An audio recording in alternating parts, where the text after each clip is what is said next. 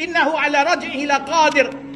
Ya innahu ala raj'ihi laqadir yauma tublas sarair. Bila Allah akan bangkitkan kita besok? Pada hari kiamat, hari di padang mahsyar, hari yang mana tublas sarair. Apa maksud yauma tublas sarair?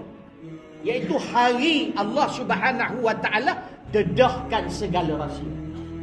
Maka Imam Ibn Kathir mengatakan segala rahsia macam mana? Begitu juga Imam At-Tabari, iaitu sesuatu yang kita daripada perbuatan dan kata-kata kita dan amalan kita yang kita sembunyikan. Orang tak, yang biasanya orang tak tahu. Antaranya solat malam, antaranya puasa, antaranya apa lagi, sedekah-sedekah kita yang orang tak tahu. Yang itu hari itu Allah tunjuk. Begitu juga amalan tidak baik.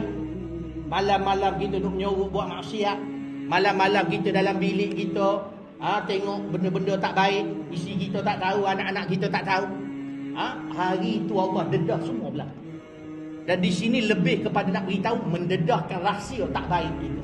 Yauma tublas sarair. Sebab ayat selepas tu fama lahu min quwwatin wala nasir. Sebab hari itu kita takkan ada kekuatan daripada diri kita dan juga tidak ada kekuatan daripada luar, tidak ada bantuan daripada diri kita dan tidak ada bantuan daripada yang luar kecuali dengan izin Allah yang dipanggil syafaat. Kerana itu kena banyak selawat dengan Nabi sallallahu alaihi wasallam.